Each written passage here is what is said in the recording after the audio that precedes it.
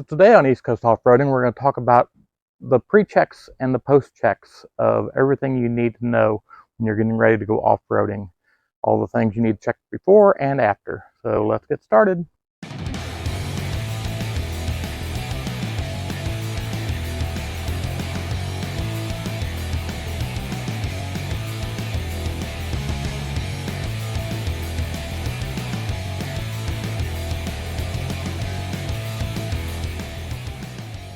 So the first one is very obvious. Of course, we're going to check our tire pressure to make sure we're at highway speed tire pressure, whatever your truck is rated at.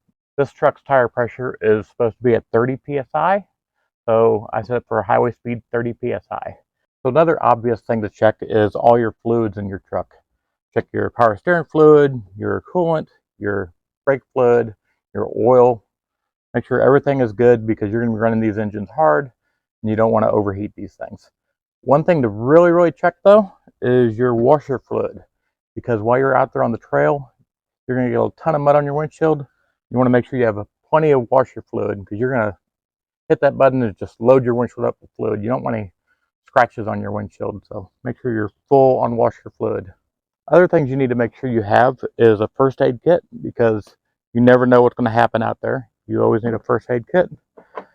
I have a manual air pump because you never know when this air pump is going to break on you. So I always keep a manual air pump just in case. This thing ain't going to break because it's manual. Of course, an air pump, because I don't want to pump that thing with my foot over and over. So that's my main air pump. And then a tire repair kit. One thing to make sure you have, of course, is plugs, a kit, valve stem remover, and make sure you have extra valve stem covers, because you might lose some of these out there and you want to make sure that valve stem is covered. The number one cause for valve stems to go bad and leaks in your tire is not having a good cover on them. So carry extras of these, because there's a good chance you're going to drop one, it's going to go in the mud. Just throw that one away and put a new one on. Then make sure you have something to air down your tires. You don't have to have a fancy one like this, but they're not that expensive, so I bought a fancy one. And a pressure gauge, because there's not going to be any pressure gauges out there. Even the big places like Roush Creek are not going to have a pressure gauge. They'll have something to air up your tires with, but you need to check the pressure. And gear. So invest in a good set of soft shackles. I have two soft shackles. I have some regular shackles for the truck, and I have a hitch shackle for the back of the truck. That way I got everything covered. I also have one of these, that way I can double up the power if I need to. These are nice because you can leave it on the back of the truck, and I'll show you how to use that in a second. And these are nice because when you have two ropes, you put this in the middle of the ropes, because if you put a steel shackle in the middle, you're going to kill someone. So use these in the middle, and if this thing breaks, which it shouldn't, but if it does, or the ropes break, this ain't going to go fly and kill someone. Safe, soft shackle. And this is kind of overlooked, but make sure you bring a couple clean rags with you, because there's a good chance you're going to need them for something out there. Now when it comes to off-road recovery gear, I have two sets. I have a bag that I keep in the truck at all times. It has one recovery rope, and it has a come along and a couple attachments. Of course, I always keep this on the truck. That way, if I do, off the whim, just go out and do something stupid, I got my basic recovery gear that can get me out. And when I go to a big park like Roush Creek or one of the big off-road parks, I put this in the back of the truck. I tie it down to the very far back of the truck so I can get as much weight in the back as I can. And it has the rest of the gear I need.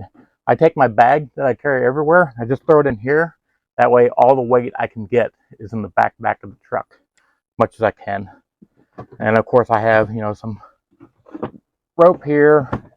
I have this. This is a little odd, but this is a 2,000-pound marine winch. So a 2,000-pound marine winch is really just a trailer winch. And the nice thing is, because it's 2,000 pounds rated, I can double this and make 4,000 pounds. So I can put the pulley on the end of this and get 4,000 pounds of strength pull. and I got this at Harbor Freight. It's super cheap, and I can just hook it to the back of my hitch and pull away.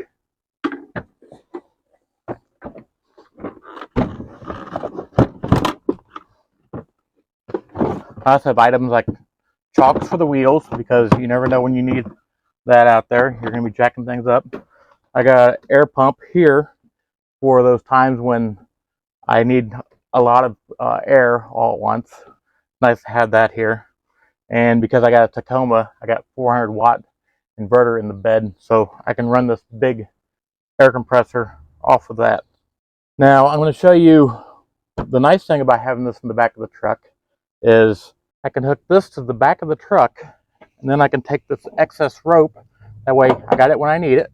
I throw it in the back of the truck, and I actually throw that inside the box. I'll put the box right here. I'll put this in the box, and I'll pull it tight, shut the lid on it. That way it keeps this up. With that up, this ain't gonna drag and catch on something. And you don't want this rope to catch on something, because you can do some damage if you're having this rope catch on something. So pull that tight, put it in the box. Now that's nice and secured back here.